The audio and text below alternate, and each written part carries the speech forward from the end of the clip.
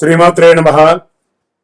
సద్గురు జ్యోతిష్యాలయం జూలై నెల రాశి ఫలితాలు కొన్ని అనివార్య కారణాల వల్ల ఒక 10 రోజులు లేటుగా నేను మీ ముందుకు వస్తున్నాను. జూలై 10వ తారీఖు నుండి మొదలు పెడితే జూలై 30 వరకు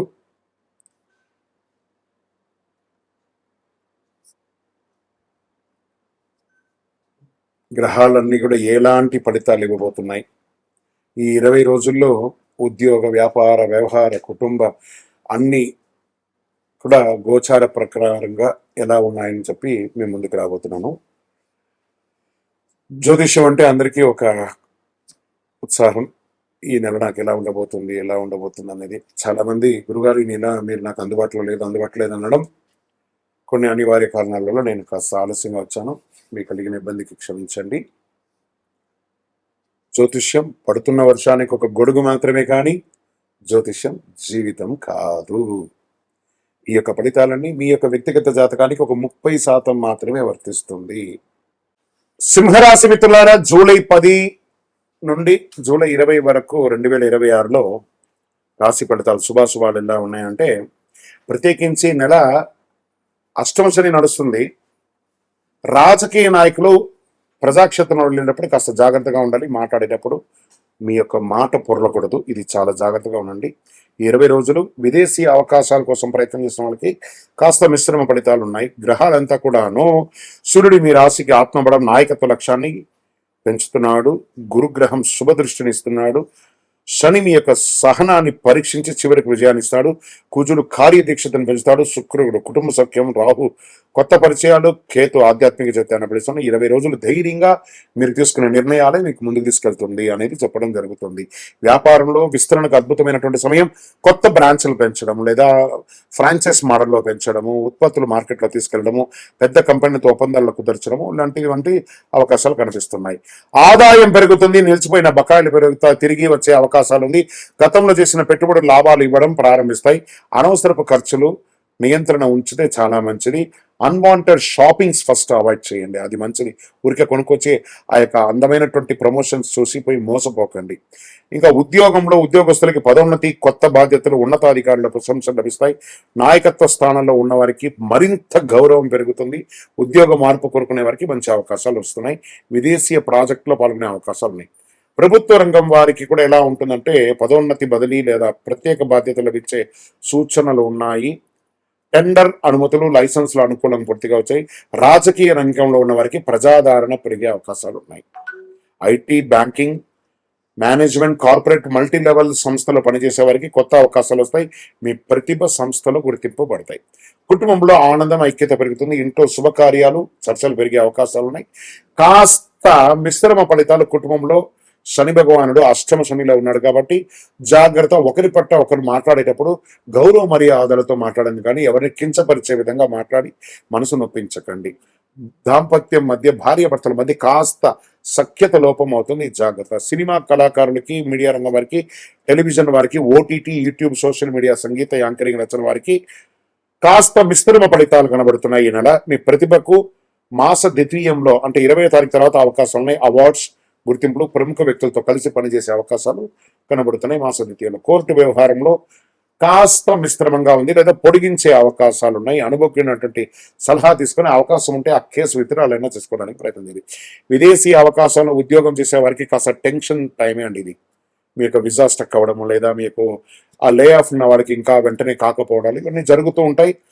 మనం అప్ అండ్ డౌన్స్ కూడా చూస్తుంటాం. శని సింహరాశికి ఆ శని యొక్క ప్రభావం కొంచెం ఎక్కువ చూపిస్తున్నాడు. షేర్ మార్కెట్ అసలు ఈ నెల ముట్టుకోకుండా ఉండండి, జాగ్రత్తగా ఉండి పాత పెట్టుబడులని కంటిన్యూ చేసుకోండి. పెడితే ప్రయోజనం ఉండేటట్టుగా బాగా అనలైజ్ చేసి పెట్టండి, కానీ ఎవరో ఏదో చెప్పారు టిప్స్ ఇస్తారని పెట్టి మోసపోకండి. ఇంకా రియల్ ఎస్టేట్ స్తబ్దతగా ఉందండి. సింహరాశి వారికి రియల్ ఎస్టేట్ అంత గొప్పగా లేదు. అవకాశం నిర్మాణ రంగం ఏమైనా ఉంటే కన్స్ట్రక్షన్ చేసుకోండి. ఇంకా service sector, hotel, hospital, consultancy, event management, travel, education, finance రంగంలో ఉన్న వారికి కస్టమర్లు కాస్త ఆదరణ ఇచ్చే అవకాశాలు కనబడుతున్నాయి. ఆరోగ్యపరంగా చాలా చాలా జాగ్రత్తగా ఉండవలసినటువంటి ఈ నెల అని కూడా చెప్పచ్చు. శరీరంలో వేడి పెరుగుతుంది. రక్తపోటు, అలసట, నిద్రలేనితనం పెరిగే అవకాశాలు చాలా ఉన్నాయి. ఏదో ఒక చిన్న శస్త్రచికిత్స కూడా అయ్యే అవకాశాలు ఉంటాయి కాబట్టి జాగ్రత్త పడండి. రైతులకి అద్భుతంగా ఉంటుందని చెప్పొచ్చు. వరి, పత్తి, మిర్చి, మొక్కజొన్న వంటి పంటలు చాలా అనుకూలంగా ఉన్నాయి. విద్యార్థులు పోటీ పరీక్షలు, civil defence, medical, engineering, management చదివేవారు చాలా కష్టపడి చదవాలి. అవకాశాలు వస్తాయి కానీ చాలా చాలా కష్టపడాలి. ఈ నెల మీకు అదృష్టం ఇచ్చే దినాలంటే 12, 16, 19, 24, 28, 30 తారీఖులు బాగా వస్తాయి. అదృష్ట సంఖ్య 1 మరియు 3 మీకు చాలా కలిసి వస్తుంది. అదృష్ట రంగులు బంగారం, కాషాయం, ఎరుపు రంగులు కలిసి వస్తుంది. అదృష్ట దిక్కు తూర్పు దిక్కు చాలా కలిసి వస్తుంది. ప్రతి ఆదివారం ఉదయం సూర్య నమస్కారం చేయండి, అర్ఘ్యం వదలండి, నీళ్ళు అర్ఘ్యం వదలండి సూర్యుడికి. ఆదిత్య హృదయం వింటూ నుండి పారాయణం చేయండి. ఓం హ్రాం హ్రీం హ్రౌం సూర్యాయ నమః అనే మంత్రాన్ని 108 సార్లు జపం చేయండి. గోధుమ, బెల్లం, రాగి పాత్రలు, ఎరుపు లేదా కాషాయ వస్త్రాలు దానం ఇవ్వండి. విద్యార్థులకి పుస్తకాలు లేదా పెన్సిల్స్ లాంటివి ఇవ్వండి. ఆలయాల్లో దీపం నూనె దాహం చేయండి. సూర్యగ్రహ అనుగ్రహం పొందండి. ఆర్థిక పురోగతి, వ్యాపార విస్తరణ, విదేశీ అవకాశాలు కలిసి వచ్చే శుభకాలం ఇది. అత్యంత విజయవంతమైనట్టుగా నిలబడాలి అంటే మీ ప్రయత్నం అద్భుతంగా ఉంటుంది అని మీరు ప్రయత్నం చేయండి, సాధిస్తారు. విజయోస్తు. మీ యొక్క వ్యక్తిగత జాతకం తెలుసుకోవాలనుకుంటే మీ పరిసర ప్రాంతాల్లో ఉన్నటువంటి గురువులని సంప్రదించండి, జ్యోతిషాస్త్ర నిపుణుల్ని సంప్రదించండి. లేదా మా ద్వారానే మీరు జ్యోతిషం తెలుసుకోవాలి అని అనుకుంటే మన ఛానల్లో కనబడుతున్న డిస్ప్లేలో కనబడుతున్నటువంటి నంబర్కి మీ పేరు, మీ date of birth, time of birth, place of birth WhatsApp చేయండి. మా అడ్మిన్స్ మీకు రిప్లై ఇస్తారు. ఇంకను శక్తివంతమైనటువంటి ఫలితాలు పొందడానికి అతి శక్తివంతమైనటువంటి కరుంగాలి మాల, ఈ కరుంగాలి మాలను మన దేవాలయంలో 48 రోజులు పూజ చేసి సిద్ధంగా ఉంచాం. చండీ, సుదర్శన, సుబ్రహ్మణ్య భుజంగం చేసి ఇలాంటి మాల ఉంది రెడీగా. ల్యాబ్ టెస్ట్ చేసి కావలసిన సంప్రదించండి. మాతో మాట్లాడి కన్ఫర్మ్ చేసిన తర్వాతనే మాల తీసుకోండి, కానీ డైరెక్ట్గా తీసుకోండి. ఇక్కడ ఆన్లైన్లో మేము అమ్మట్లేదు. మా సంస్థకు మీరు అప్రోచ్ అయితేనే, వాట్సాప్ ద్వారా ఫోన్ చేస్తేనే మీకు ఇస్తాము. కానీ మీరు బయట ఆన్లైన్ నుంచి తెచ్చుకుంటే మా సంస్థకు ఏ విధమైనటువంటి సంబంధం లేదు. మీరు అందరూ క్షేమంగా ఉంటారని ఆ భగవంతుని ప్రార్థిస్తున్నాను. సర్వే జనాః సుఖినో భవంతు. నువ్వులు ఒకరి చేతుల్లో నుంచి ఇంకొకరు తీసుకోవచ్చా అంటే, వ్యాపారస్తులు వాడు తీసుకొచ్చి మీ చేతిలోనే పెడతాడు. తీసుకోండి, మీరు అడగట్టు నేను నువ్వులు ముట్టుకోను అని అంటారా, పో అంటాడు. ఈ సెంటిమెంట్స్కి అంతా వెళ్ళకండి. పూజ కార్యక్రమాల్లో, పితృకర్మల్లో వాడే ఒక పవిత్రమైనటువంటి వస్తువు ఏదైనా ఉందంటే నువ్వులే, మన పితృలకు వెళ్ళేది. కాబట్టి ఇలాంటి చెడు సెంటిమెంట్స్కి వెళ్ళకండి. ప్రాక్టికల్గా ఉండండి. మనం ఏ ప్రపంచంలో ఉన్నాం ఆలోచించండి. మీకే నువ్వులు అనేది, మన నువ్వులు ఉండ తినమా మనం? నువ్వులు వంటలో పొడిగా వేసుకోమా? తెల్ల నువ్వులు కానీ నల్ల నువ్వులు కానీ. నువ్వులు చెడు కాదని పితృలకు ఇచ్చే ఒక అద్భుతమైనటువంటి ప్రసాదం, వరప్రసాదం నువ్వులు అంటారు. విజయవస్తు. అన్నదానం చేయడం వల్ల కలిగిన పుణ్యం ఏంటి? అన్నదానం చేస్తే ఏమవుతుంది? నహి నహి బహుదానం అన్నదానం సమానం అన్నారు. ఏం చెప్పారు? గజతురగ సహస్రం గోకులం కోటిదానం కనకరజిత పాత్రం మేదిని సాగరాంతం ఉభయ కుల విశుద్ధం కోటి కన్యా ప్రదానం నహి నహి బహుదానం అన్నదానం సమానం అన్నారంటే 1000 ఏనుగులు 1000 గుర్రాలు ఇచ్చినా కూడా ఫలితాలు ఉండదట. కనుక రజిత పాత్రం మీదిని సాగరాంత వజ్ర వైడూర్య మణి మీద గొగో మీద కాదు ఆకాశమంత ఎత్తుకి పాతాళమంత లోతుకి పోషించిన గురుగారు మీ చేతిలో ఉన్న ఉంగరం ఇస్తే బాగుంటుంది అనే ఆశ ఉంటుందట.